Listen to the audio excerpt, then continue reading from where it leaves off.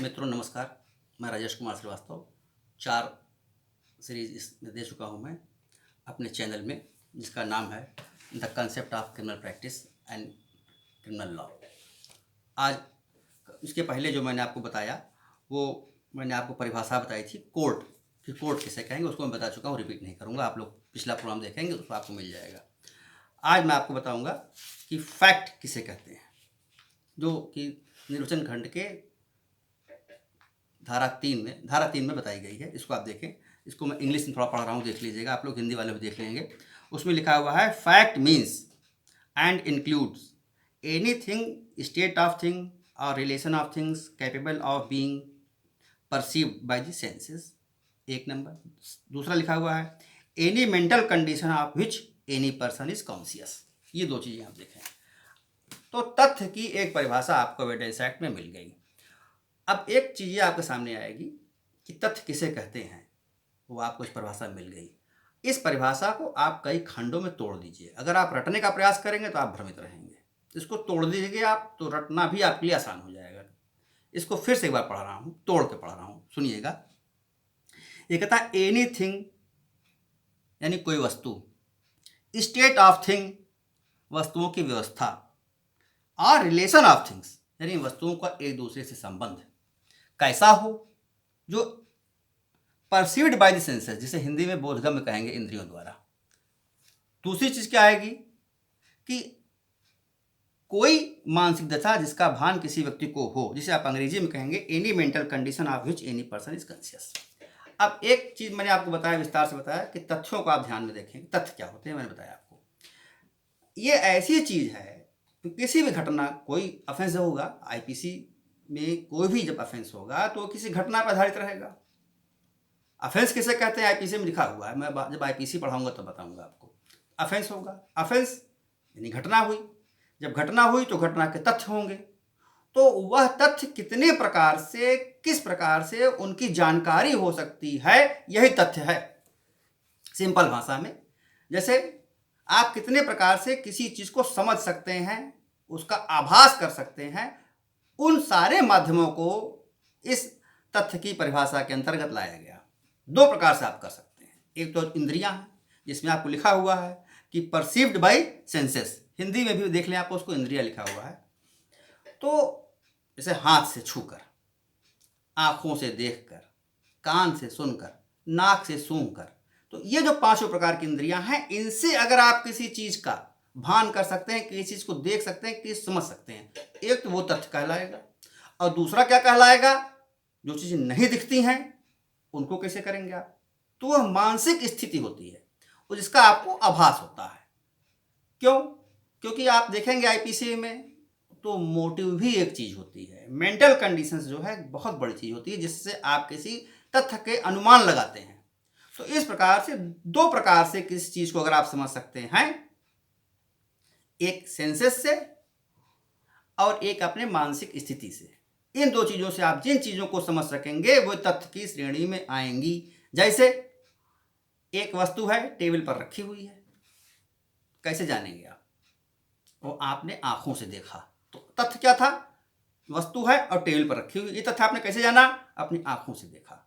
अब आपकी आंख बंद है, किसी चीज को आपने छू लिया, आपका हाथ जल गया, तो क्या वस्तु जल रही थी, कैसे जाने, हाथ से छूने से जान गए। कोई वस्तु कैसे महक रही थी, कैसे समझे, नाक से समझ गए। तो ये तथ्य है। ये आप देखेंगे एविडेंस एक्ट की विशेषता है कि यह जो तथ्य की डिफिनेशन दिया, ये हर प्रकार की चीजों में कवर कर लिया। इसके अलावा ऐसा कोई चीज नहीं है, ऐसा कोई माध्यम नहीं है जिससे आप किसी चीजों को समझ सकें। तो तथ्य की परिभाषा आपको आ गई, जो मैंने आपको बताया। ये आपका सिंपल से तथ्य के बारे में आ गई। किसी भी चीज को, या किसी कोई वस्तु कहाँ पर है, उसकी किसी अन्य वस्तु से क्या स्थिति है, या उसके संबंध में जो चीजें आप अपने इंद्रियों से या मानसिक स्थिति से समझते हैं, वह चीजें जो है तथ्य की परिधि में आती हैं। अब इसका जो सेकंड पार्ट आप देखेंगे, जिसे मानसिक स्थिति है, तो मानसिक स्थिति जो है वो मोटिव के लिए, इंटेंशन के लिए और सर्कमस्टेंशियल एविडेंस के लिए बड़ी महत्वपूर्ण हो जाती है। आगे के चैप्टर में जब मैं आपको एविडेंस एक्ट का ट्रायल पूरा पढ़ाऊंगा, उसमें आपको ये समझ में आएगा कि इन तथ्यों को जो इसमें समेकित किया गया, तथ्य की परिभाषा में जो सेकंड वाला मैं आपको बता रहा हूं, उसका क्या महत्व है।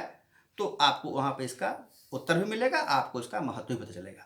एक चीज़ मैं आपको बता दूं, जब मैं कोई धारा को बताऊंगा तो उसका, चूंकि हम लोगों ने ट्रायल किया है, रोज ट्रायल कर रहे हैं, तो वह धारा का ट्रायल जब आप करते हैं, उस ट्रायल जब पढ़ते हैं, तो आपको याद आता है कि हाँ, जो मैंने एविडेंस एक्ट पढ़ा था वो यहाँ पे प्रयोग में आ रही है।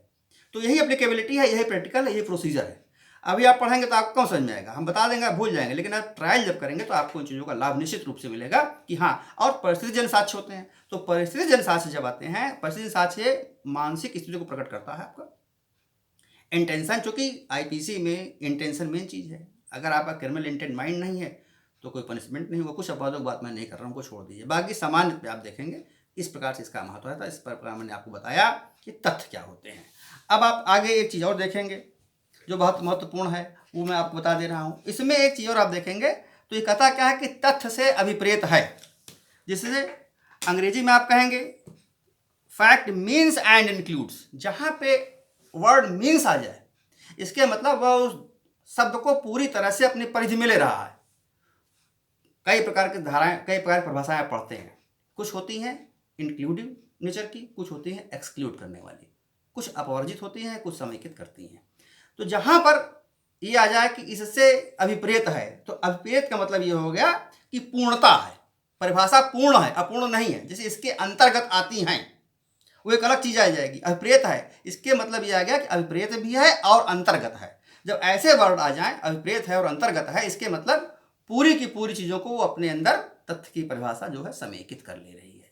और जब भी आप पढ़ें किसी सेक्शन को, लॉ में एक बहुत विशेष चीज होती है, मैं बता दूं आपको, परिभाषा क्लास जो होता है वो बहुत इंपॉर्टेंट होता है।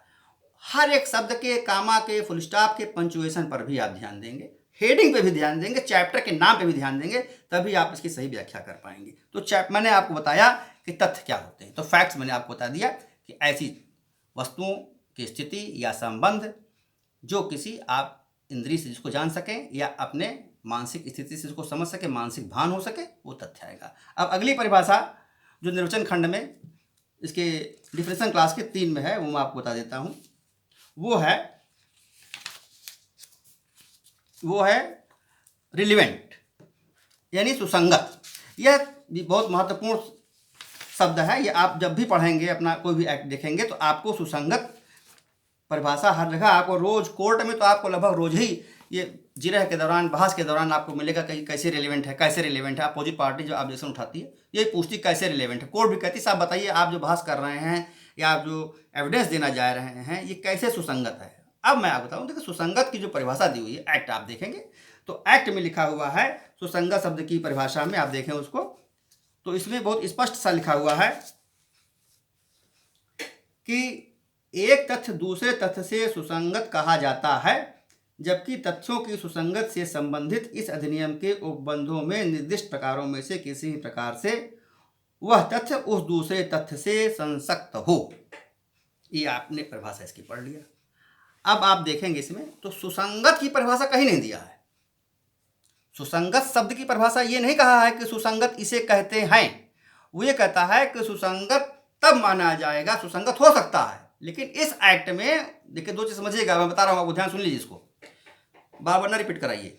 देखिए सुसंगत कई चीजें हो सकती हैं, लेकिन वो इस एक्ट में कब सुसंगत होंगी, इसको आप देखें। तो कहता क्या है, एक तथ्य दूसरे तथ्य से सुसंगत कहा जाएगा, जबकि तथ्यों की सुसंगत से संबंधित इस अधिनियम के उपबंधों में निर्दिष्ट प्रकार में से किसी भी प्रकार से वह तथ्य उस दूसरे से संसक्त हो,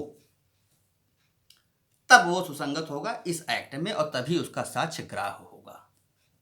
कहने का मतलब क्या है कि हर रेलिवेंट फैक्ट एविडेंस नहीं है। कब एविडेंस है एक्ट में, कब एडमिसिबल होगा, जब वह उन प्रकार से संसक्त है जो प्रकार इस भारतीय साक्ष्य अधिनियम धारा 1872 में आगे बताए गए हैं। अब हम आपको एक चीज बता देना चाहते हैं, आप देखेंगे तो चैप्टर इसमें आपको मिलेगा चैप्टर 2 एविडेंस एक्ट का, चैप्टर 2 एविडेंस एक्ट का है। इसमें यह है रिलेवेंसी ऑफ फैक्ट के बारे में। सेक्शन 5 से लेके सेक्शन 55 तक के तरह अगर वह एक दूसरे से संसक्त हैं, वो कहा है सुसंगत की परिभाषा में जो आया है स्कोप, सुसंगत डिफाइन नहीं है, सुसंगत का स्कोप डिफाइन है, आप इसको ध्यान समझ लें। वो साफ साफ कहता है एक तथ्य दूसरे तथ्य से सुसंगत है, जबकि तथ्यों की सुसंगत से संबंधित इस अधिनियम के उपबंधों में निर्दिष्ट प्रकार में से किसी प्रकार से वह उस दूसरे तथ्य से तो निर्दिष्ट कहाँ है? अधिनियम में। अधिनियम में कहाँ? चैप्टर 2 में आप देखेंगे। चैप्टर 2 की जो हेडिंग है वही कहती है कि of the relevancy of the fact, यानी जब वो सेक्शन 5 से लेके चैप्टर 2 कहाँ तक चलता है? चैप्टर 2 चलता है सेक्शन 5 से लेके 55 तक। तो जब 5 से 55 तक बताए गए जो सर्कमस्टांसेस हैं या जो नेचर है, जब उस प्रकार से जुड़ेगा तभी सुसंगत पढ़ा जाएगा और तभी उसको एडमिसिबल होगा, अदरवाइज वो एडमिसिबल नहीं होगा। इसको आप ध्यान रखेंगे। अब आगे हम आपको बताएंगे कि जो सुसंगत है तो ग्राह्य के रूप में हो गया और संसक्त के रूप में हो गया। दो अर्थों में प्रयुक्त में आएगा, एक तो संसक्त होना चाहिए और ग्राह्य। संसक्त भी इसी सेक्शन में मैंने पढ़ाया आपको, और ग्राह्य उस तभी होगा जब इस सेक्शन में वो रिलेवेंट होगा।